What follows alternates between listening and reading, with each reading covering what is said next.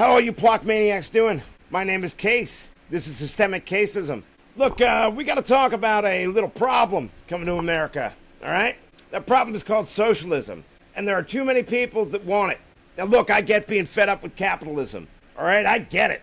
I'm not a boomer, all right? I'm in Generation X, or at least I used to be. And I know that the current way that things are running ain't great. We need a new ism that's not socialism, okay? Socialism ain't it. Now, hear me out. Socialism says we want to make the government a lot bigger. I think you need the opposite.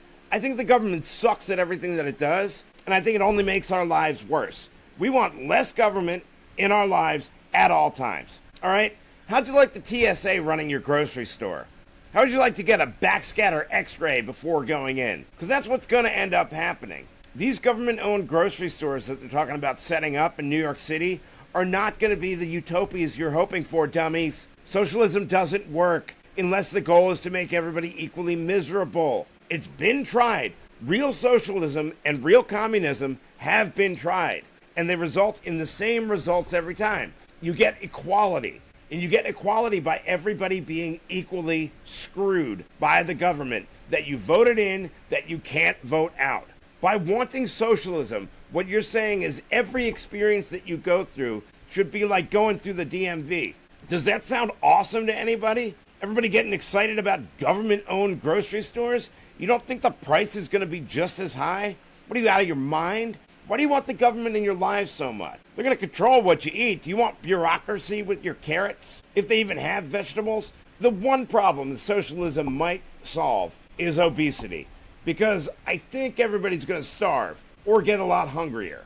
All right? So I found a video out there. I'd like to watch it with you.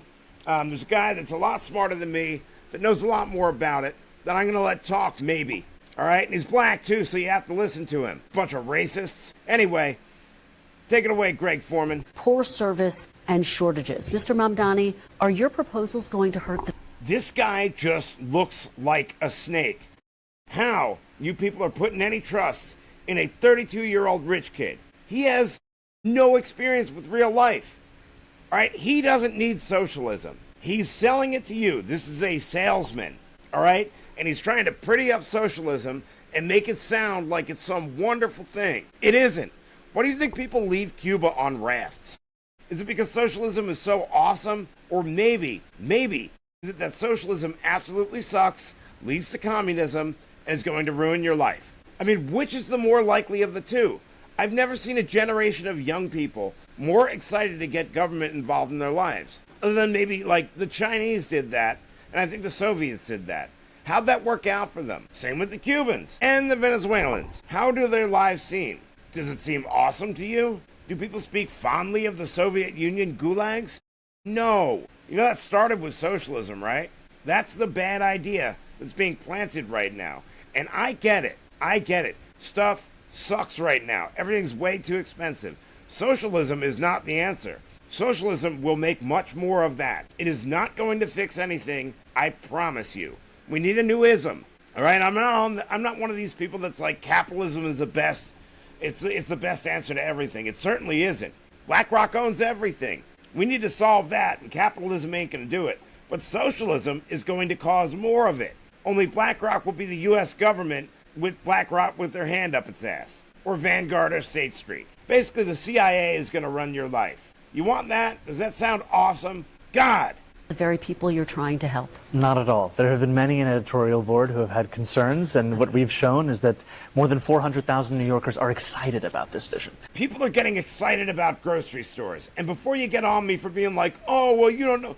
Look, I've been very, very poor in my life, all right? Never had any social services. Was laughed at for asking. Why? Because I'm a white guy. All right, there's your white privilege right there. So shove it. I lived on ramen noodles. You can live on very little. 8 for $1. Can't eat them to this day. Did for about a year and a half before I upgraded to mac and cheese with tuna. But I'm just saying, there are stages. Don't get excited over a government-owned grocery store. You look like a tool. The reason they're excited about it is one that is in line with the scale of the crisis in this city. I mean, we are talking about our tax base growing smaller and smaller each day with New York. Why do you think that is? It's because you're taxing them out of your state. And what people don't realize is that, like, with socialism, You just take from these people and give to these people. When all of these people, which are the billionaires, go away, they're coming for you next. You're the new billionaire, making $80,000 a year. Who do you think you are? We're going to take it from you. You don't need to make that. You make too much. This guy thinks he should be able to decide. All right? And he's definitely rich. All right? This is a kid that comes from more white privilege than I've ever seen in my life, if you believe in such stupid things. Which I just want to be very firm on the fact I don't believe in that crap. I believe in class privilege. I believe in green privilege, which is the privilege that really matters in this country. They just want to obscure it and start a race war for whatever reason because it stops you from looking at dumb ideas like this. Workers leaving to New Jersey, to Pennsylvania, to Connecticut. If we do not meet this moment, we will lose this city. And our proposals are ones that are thought out. They are ones that are... We will lose this city. What are you talking about? What, we don't have government-owned grocery stores? There's not going to be any more in New York? No. Stop letting BlackRock buy all of your places. Stop importing millions and millions of people from across the world and sticking them in five-star hotels. How about that for a start? Now, I know a lot of people are like, hey, we want infinity illegal aliens. I'm not one of them because somebody's got to pay for that. And that somebody is you. That's right. At some point, it's always going to be you. Also clearly going to be funded by these revenue streams. I'll give you an example. When we talk about grocery stores, I've put forward a proposal for a pilot of one. Has this guy ever run anything in his life? Like other than a committee at Harvard or like some really well-funded community center? No, not at all. See, the problem with people like this is that they believe they're much smarter than they actually are. Because they've had like 16 years of college. All right, this guy probably just graduated. His parents are mega rich. This is a rich kid. All right, for all you racists out there, this is a rich white kid. All right, he's got all the white privilege that you can have in this country. And he's got oppression cards, so he's got more. Right? He's an Islam, he's a socialist, he's a brown guy. You can't say anything to him. Nothing will stick. But if you get stuck with him, you're going to be pretty pissed off because socialism sucks. One grocery store in each borough. These are 5 grocery stores that would cost $60 million in a city budget of more than $113 billion. And ultimately, the reason that we are so excited by them is we've seen that they've worked in Kansas. We've seen that when a feasibility study was done in Chicago, it was shown to be something that was not only feasible, but... A feasibility study in Chicago? Well, we just wrote down on paper to see if it's possible, and it turns out that our actions, yeah. Is this possible? Yes. Okay, yep, it's feasible. These people are all liars. They're all liars. Whatever they're promising you, you're not going to get. You're going to get the opposite. So however good this guy says it's going to be that bad. And I know you want to believe in him, and you're like, oh, we need young people. Well, yeah, but not this young, and not this inexperienced and naive and communist. All right, communism is not the answer to any of your problems, socialists. But that's always the solution, isn't it? And when you run out of bodies to pile up, and there's nobody left, and there's no food, we will have solved the obesity crisis. Less than half of what the city's already set to spend on subsidizing corporate supermarkets without any guarantee of cheaper prices. Why is the city subsidizing anything, is what I'd like to ask. What, it's better if they subsidize themselves and their buddies versus these guys and their buddies? How about no? How about you do like none of that? How about you have like a free market with some regulation rather than DMV grocery stores, rather than TSA grocery stores? How does that sound? How does like getting a backscatter x-ray and a pat down before you go in the grocery store sound? Because that's what you're going to end up with. Mark my words, that's what you're going to end up with. The TSA is coming to your local grocery store and you're going to love it. Empty your pockets and take off your shoes, dummy. Any guarantee of collective bargaining agreements, or that they accept SNAP or WIC. Why would one grocery store in each borough put bodegas out of business? Cancer starts with a small cell in your body. Bingo! And if you don't extract it, it spreads. You start with one idea like this, a foolish idea, it may spread. And we don't want it to get to that. If he decides that one store worked, maybe 2 stores would work, maybe 100 stores will work. And if you let him spread his ignorance, because this is being ignorant, really, then we have a huge problem. Why is it ignorant? It's ignorant. It's ignorant because it's talking about like stacking STDs. All right, socialism is a bad idea, but it always leads to communism. All right, and here's what's going to happen. It's like having syphilis and gonorrhea and going, let's just get AIDS. Let's just get AIDS. We're going to give everybody AIDS. That's socialism. Socialism is AIDS. All right, make that association. And unless you want AIDS and AIDS is good, socialism is bad. Because most bodega owners are immigrants. They come from very poor countries. And they come here to try to make a living and do the right thing by the city. A bodega is not just where you sell food. They're also community centers. So if you're able to infiltrate. That's right, they are community centers. Would you want to hang out outside the DMV? Or how about outside an airport? Does that sound like a fun place to meet up and hang out? Do you want the TSA on your block? Probably not. That is what you are going to get, all right? Every time our idiotic government steps in, it doesn't matter. The TSA came under George Bush. Republican, Democrat, doesn't matter. More of them equals bad, okay? This doesn't have to be a partisan thing. More government equals your life sucks more. It's that simple. It really is that simple. And when you're asking the government to control your grocery store and your health care, you're going to get worse service. Shit is going to go up or the quality is going to go down. Or both. Likely both. Because the government sucks and they can't run anything. You need less of them. Government into the private sector, you're basically ruining the dreams and the spirits of all these small business people who have risked everything they have. Boy, oh boy, oh boy, oh boy. So once again, we got to talk about What up, Greg? another story that I think is a prime example of what I just talked about in my first video today about how socialists are very simple-minded, okay? And You got that right. See, he's right. He's spot on there. This guy does a very good job of explaining it because it is a simple-minded thing. Like, oh, the government will just come in and fix everything and shit's going to be cheaper. No, it doesn't ever work that way. Well, the TSA is going to come in and fix everything. Look, for all you people that were born before the TSA, traveling by plane didn't always suck. It actually used to be fun. It was a bonding experience. You'd watch the plane take off. You'd greet them as they came down the runway. It was great. You got to see your loved one. Now it's like a nightmare. You go there and you're like, God, somebody's going to grab my crotch today that I don't want grabbing my crotch. Oh, they're going to blast me with radiation and ask me why I'm sweating and root through all my stuff and not find anything and treat me like a terrorist. Thanks, George Bush. The TSA hasn't made anything safer. They want to bring the TSA to grocery stores. How does that sound to you? Does having a TSA checkpoint before you get to the cashier or before you walk in the store sound awesome to anybody? No? Well, that's what you're asking for. and that they have a childlike worldview.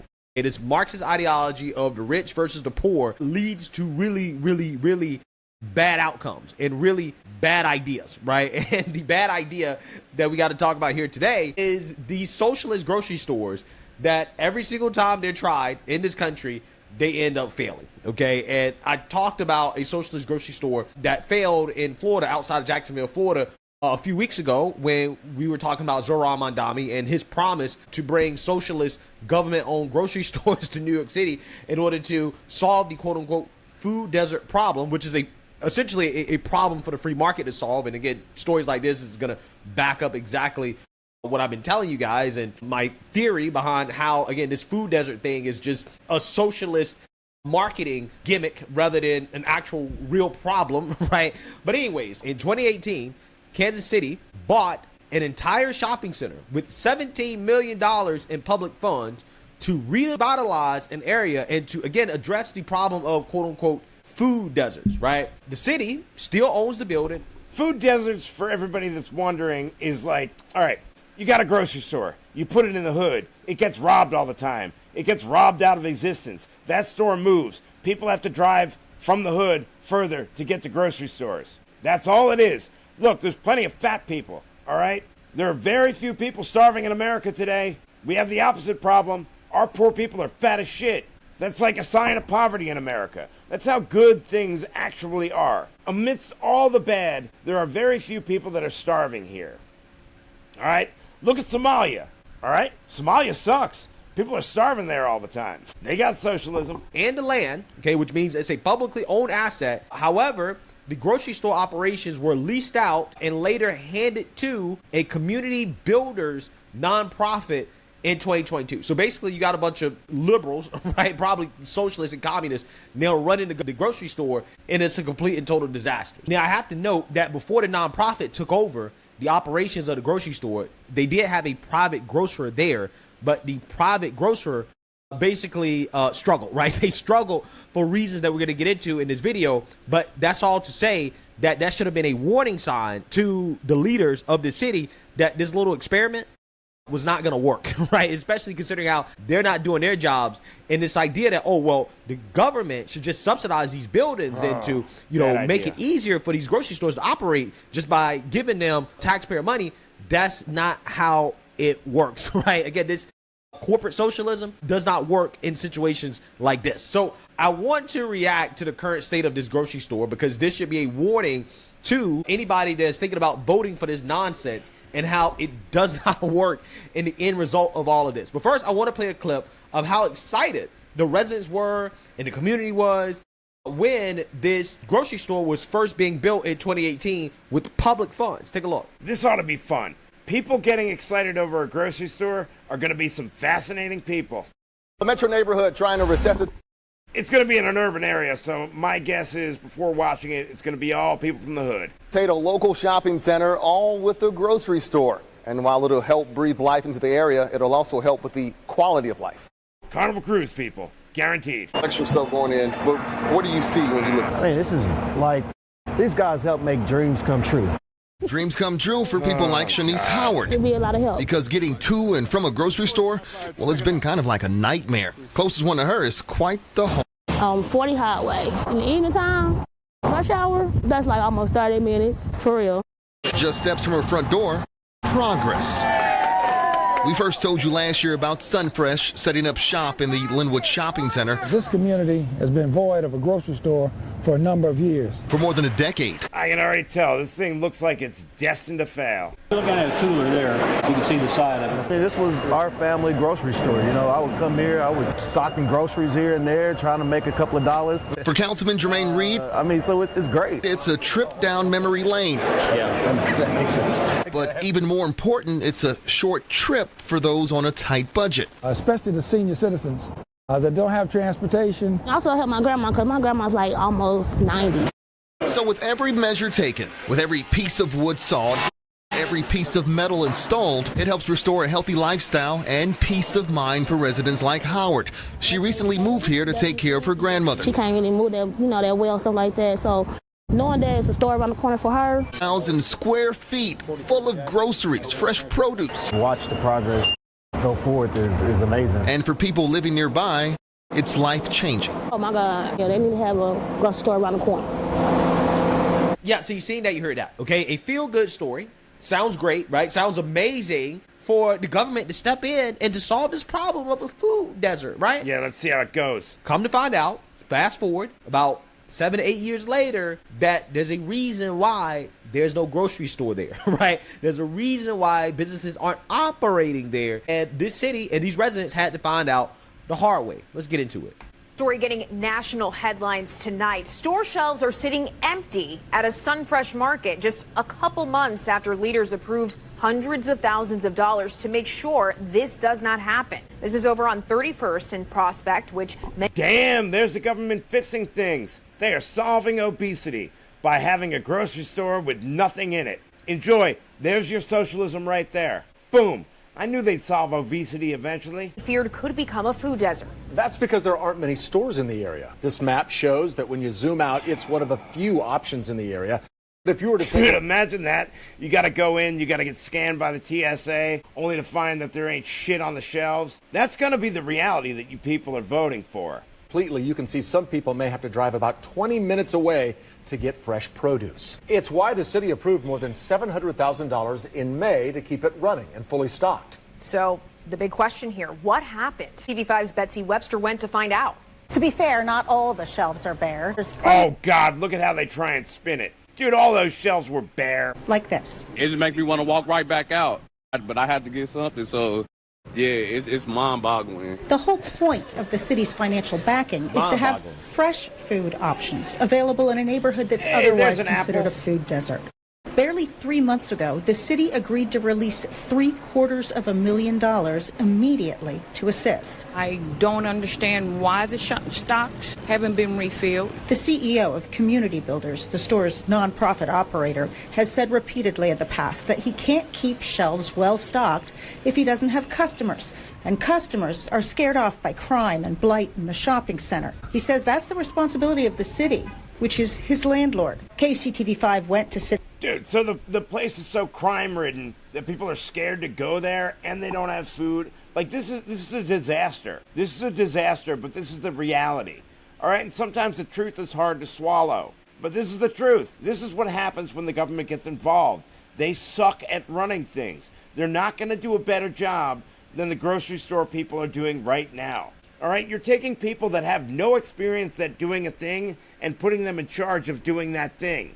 They suck at everything. That's what government does. And they're probably stealing the money all through it, too. Lining each other's pockets. I am certain that councilman has gotten some kickbacks. I will bet you he has way more money than you could imagine. City Hall to ask council members what happened to the money and got one no comment after another. Community Builders CEO has not addressed that question either. I hope they get something fixed here so it'll be much better for the whole community. I just ran into a regular customer who didn't want to talk on camera, but I asked him, the shelves were empty here in April. We reported on that. They're empty again now. Did they fill back up at some point in the middle? No. He said, nope, it's been like this the whole time. Shocker. In Kansas City, Missouri, Betsy Webster, KCTV5 News. Yeah. All right, so there you have it. Socialism sucks.